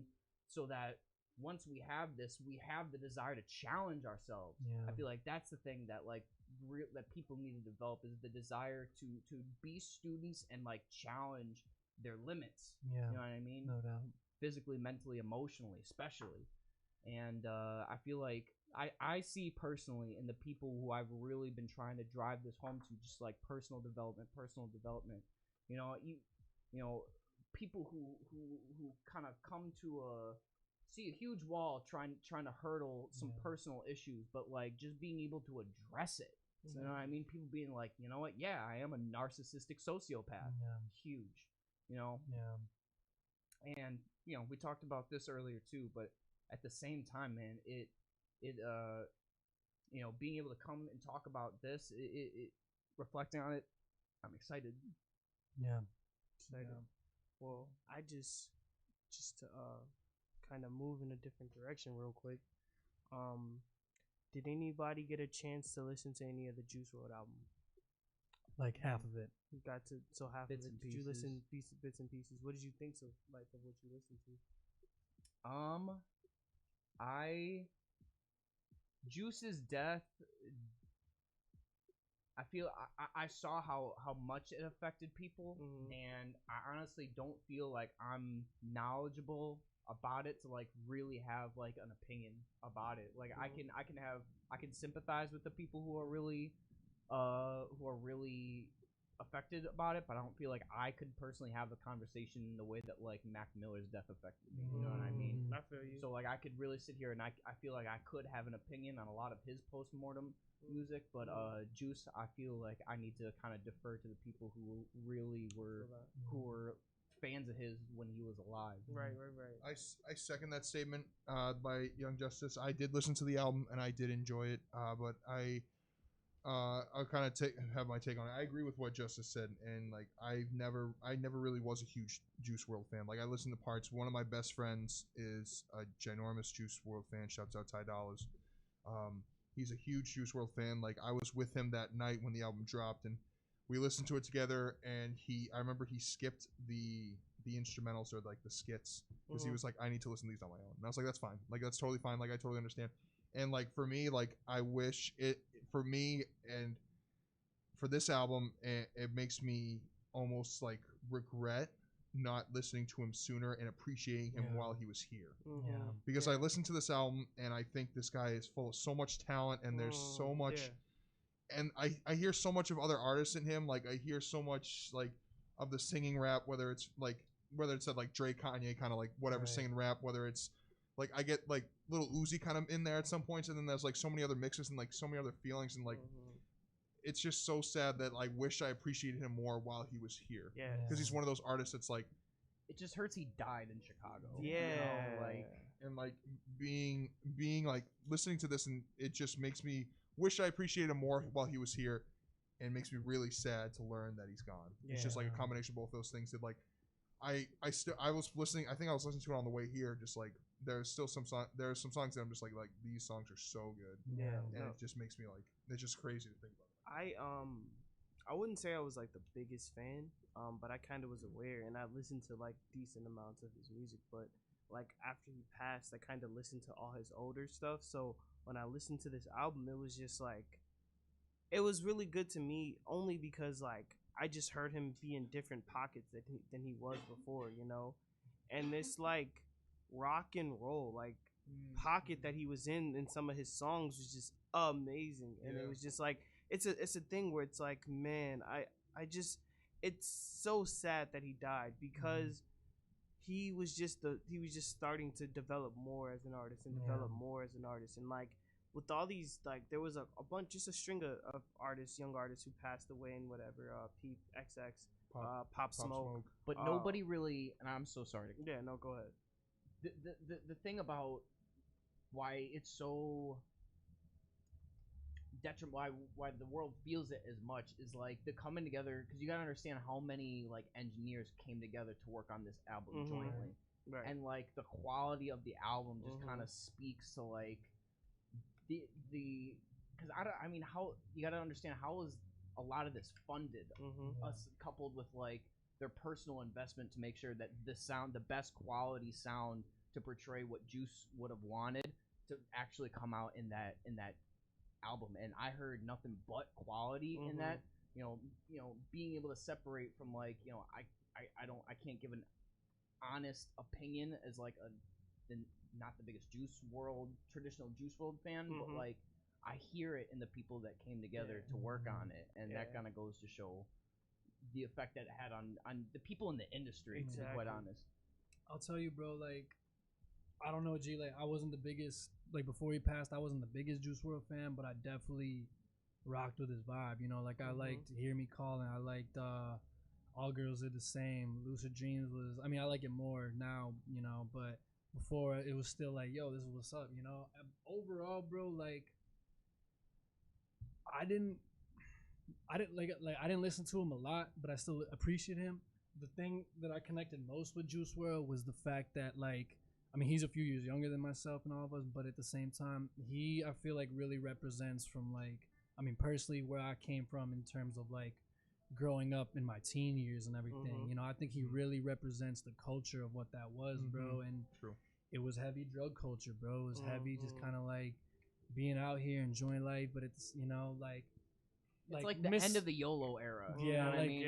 Like misunderstood creatives, bro. And what I think is so sad about Juice WRLD in general, bro, even before he passed, bro, but just with him passing, is the fact that you listen to his early music and you're like, damn, G, like these were calls for help before he passed, bro. You listen to how I have to catch myself. How deep and personal his music was, bro. And I'm like, this wasn't anything that I wasn't, really into drugs like that, but so many homies, so many people around me where it was just the culture and people are out here. And bro, and I look, people are like, in terms of his death and how he passed, like, oh, why did he do that? Why did he take all the pills? Like, bro, like, I don't judge it, but I understand it, bro, because it's like, one, he wasn't trying to get caught up. Two, he's young, bro, and it's just like, he felt in his power, like, yo, I've been doing these drugs, I've been doing these perkies like nothing, bro. That he had the confidence, bro. I'm putting myself in the moment. Like, he was probably like freaking out, he was scared, but he had the confidence in the sense of like, yo, I do this every day. It ain't nothing. I could pop these mugs and I'll be all right. I'll finesse. But think about like if it wasn't Chicago, you know what I mean? Like that like I can't think of any other reason for him to be like, okay, like this might be a problem if I'm caught with this, and it's worth to like not get caught. I'd rather fucking stomach a whole bag of whatever he took versus like, and I feel like there's a certain stigma about Chicago that just kind of lingers that played a part in him making that decision. You know what I mean? Because it's a completely preventable thing. You know what I mean? The fact that like this is like that, I keep returning to that in my head. You know what I mean? Just like the preventativeness of it. You know what I mean? The system. Like really, it really that's really the thing that drives home to me, because it just shows that like it drives home that point that we feel that like it's our duty to like really try and clear the stigma about this city. And also like 100% artists, creatives, people who want to make music and are great and are doing their thing, please take care of yourselves. Please surround yourselves with the right sorts of people, because it's terrible that all these artists keep getting taken away from us, be it in jail or being killed. You really have to watch your environment, watch the people who you're around, and be smart. Make smarter decisions, because we don't want you to keep getting taken away from us. You know what I mean? Like, I would love for Juice WRLD to be promoting this album right now and then saying, oh yeah, I have another album on the way that I'm working on. You know what I mean? I would love to hear more new music from X, one of my favorite artists. I would love to be hearing music from Melly right now, YNW Melly, but he's in jail. You know what I mean? I would love to be, I wish Bobby Shmurda was out right now, but he's in jail. And it's just like, please be smart. Put the smarter people around you so that you won't be taken away from us. We want you here. We want you making music. We want to enjoy it. And a lot of times we're not able to because of circumstances, I feel like we should do an honorary freestyle. Okay. Uh-oh. Is that time? It's that time. It's definitely that time. Oh man, well let me hook up a little something. A little beat. We got new Justino Cochino quarantine beats. Yeah.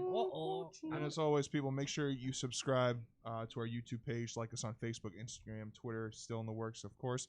4 months later, still in the works. The Twitter will always be in the works. Hey, I honestly might just go on a Twitter speed one day, and then like we might gain 100 followers. Hey, I can. Yeah, I'm on Twitter. Chop this one day. up with we'll Suburb. Oh, shout out Suburb. Hey, that man was he was on the contest with Kenny Beats, bro. That was raw. Oh, I did see that. Shout out Suburb, man.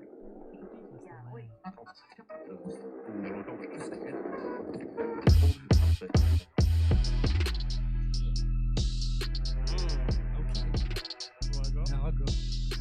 Okay. Damn. This is nasty. Thank you. Y'all gonna be surprised by this. Hey, I'm gonna be surprised that we back with the guys. Woo! Move for the guys. Yeah, I'm always tired, but I'm gonna give me a new job. So I gotta take a little break. Gotta take a first take. Feel like young Stephen A.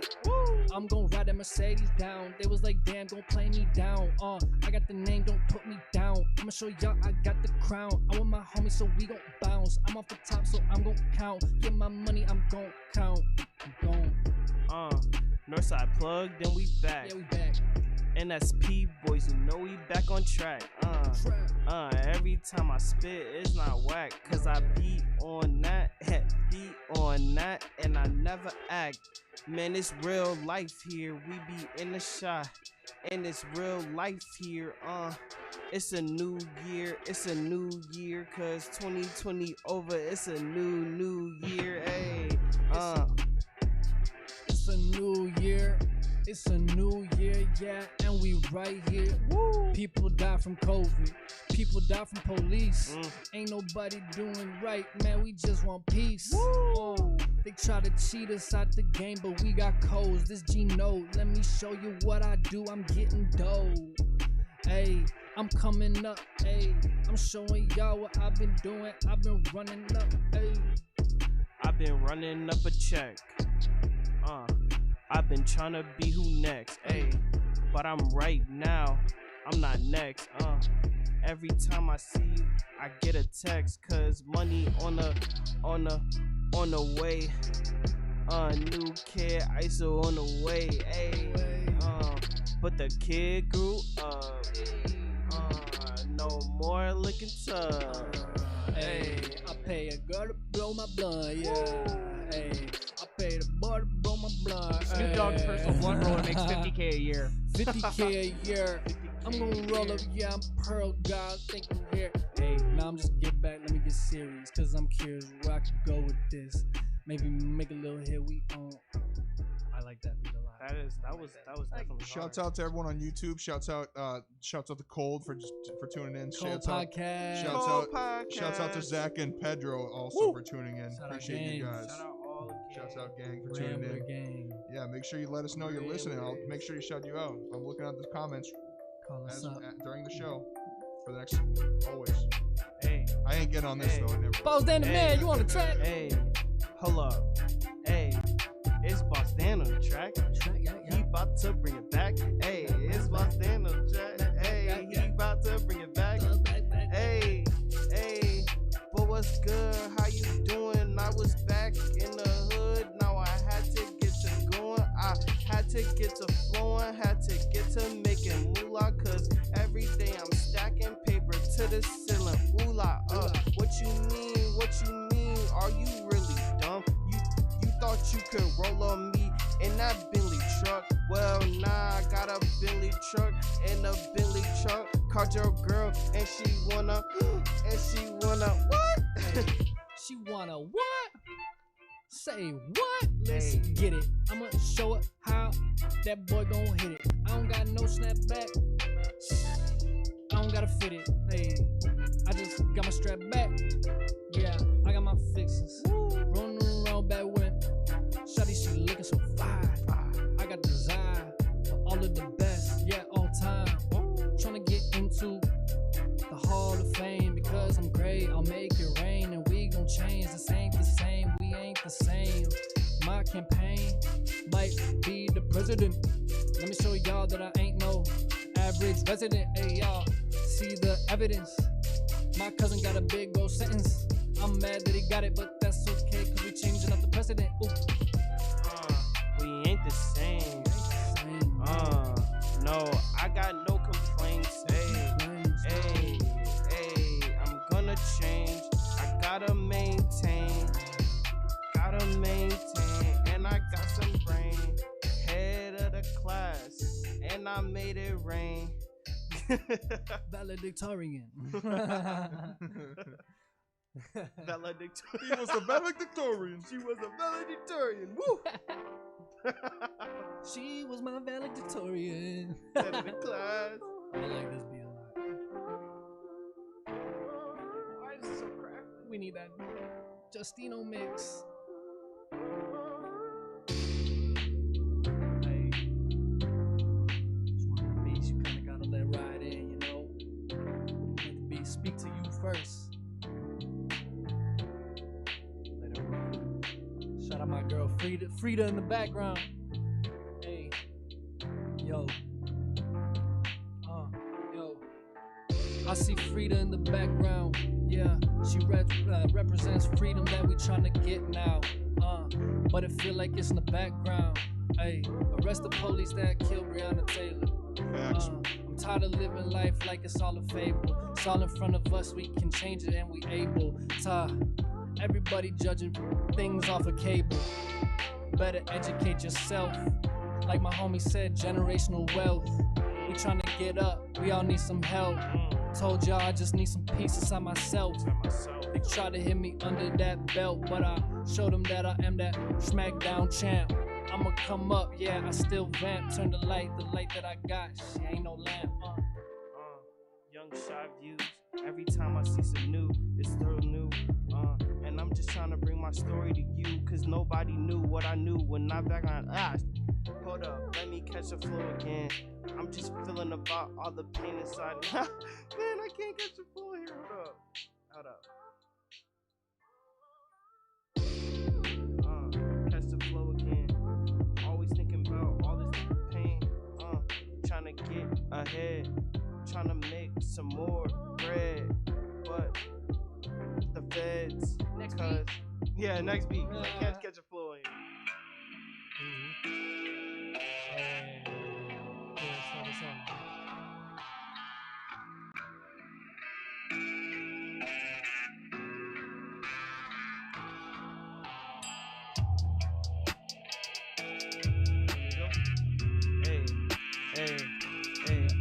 We in mode, we on the road, I'm in the zone, auto zone, yeah, let me hear the ding of the bell. Every time you hear that, I'm gonna give you hell. And you know that squad never fail. And you know the squad never fail. We in first place, you in last place. We just made it, and y'all just hating. Why y'all just hating? And I'm ballin', paper chasing. I'm like Allen, no gracing.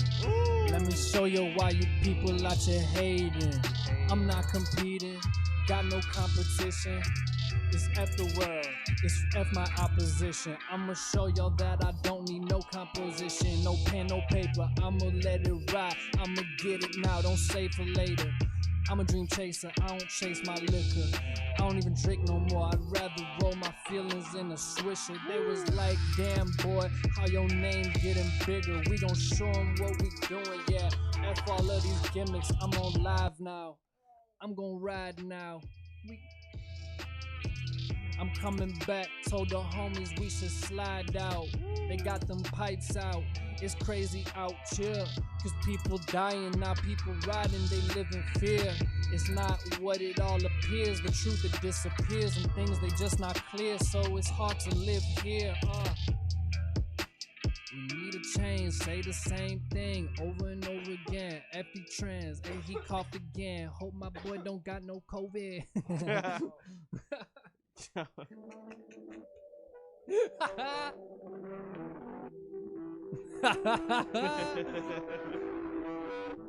Shaking my head. Why is it so staticky? Dan!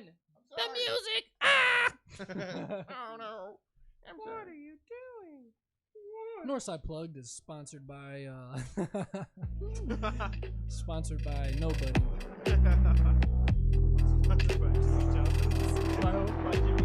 No, no, we are not. He said, "No, we are not." Last one for the day. Last one for the day. We gon' let it all fade, but don't fade me out, cause I'm about to wear play. Hey, and I'm gon' say what I feel I got to say. There's a lot of things on my mind, damn. I gotta let them play out. The leaves they lay on the ground, death around. Everything is all out, we go about and we all preach. Listen to my speech and what I speak of, because what I speak is in the beaker. I'ma twist it around, got my concoction down. It's acid everywhere, everybody out here tripping now. It's crazy, crazy, crazy, crazy. I wish things would get better, but it's all crazy, so we sitting right here. Hey, every day I'm ballin' like I'm Trey. Your girl, she gave me cake, hey, in my face. In the zone, I gotta wait. High in the clouds, not coming down today. Not coming down today. I'm so high in the clouds, I'm not coming down today. And today, I've been high every day. Every day. Yeah, I'm ballin' like I'm Trey. And I'm getting high every day. Roll to 8. Roll to 7. Well, that was hot. What a great way to get back into the show. Yes, sir. Appreciate you all for tuning in as always here on Q4 Radio, whether it's you listening on our YouTube page, the TuneIn app, iTunes Radio, AM 1680. We appreciate you all. Make sure you check out our lovely hosts at Q4 Radio, q4.org. Make sure you go support them. Check out their page and everything they're about. Their Instagram.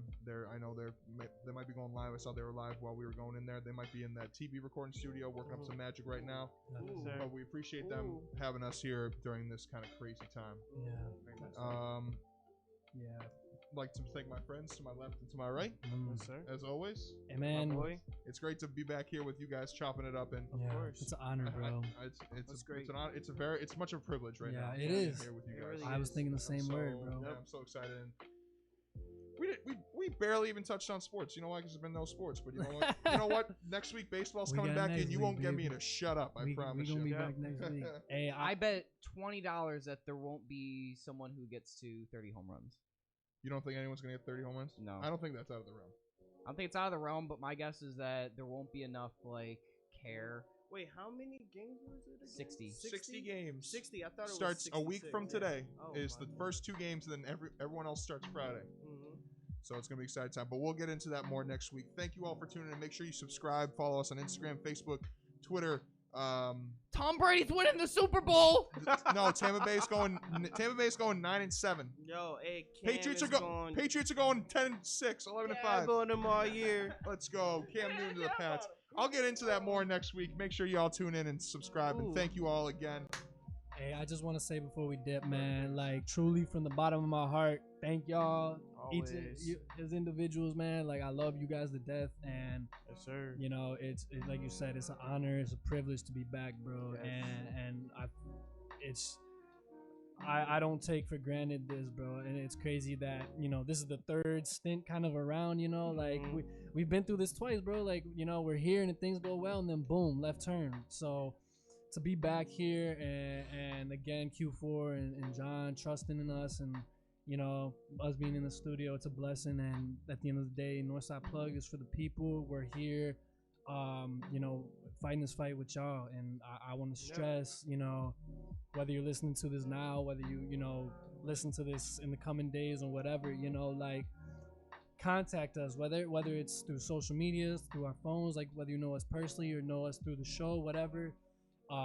Chop it up with us. We want to talk to you. We want to know your stories. We want to know how mutually you guys and us, how we can all get out here and just continue to change what's in front of us and to make an impact, because like we've been saying the whole show, that's what this show is about. That's what Q4 is about, is impacting the streets, impacting our communities in a positive manner. And that's what we need more and more of, so I think with all that being said, it's an honor to be here, representing the streets, representing the community, representing the hood, representing Chicago, Boston, just where we're from, Evanston, Yorkville, Illinois, boy, you feel me, like all that. So wherever you're from, like if you rocking with us, we're rocking with you, and we ain't going nowhere. So we're not going anywhere, no matter where you're from, who you are, like understand that we're all in this together. We're all humans and we're all fighting this fight. So you're not alone. Nope. You're not alone. Be safe, mask up, take care of your families. Please be safe. Wear a mask. We'll see you next week, folks. Arrest the cops who killed Breonna Taylor. Yep. No justice, no peace. R.I.P. George Floyd. R.I.P. Breonna Taylor. R.I.P. Wear a mask, please. If you want football, wear a mask. Yes, wear a mask, please. Keep getting out there, protest, like make your impact how you can. Yeah. Be safe out here, y'all. Love you guys. Love you guys. Good night, Chicago.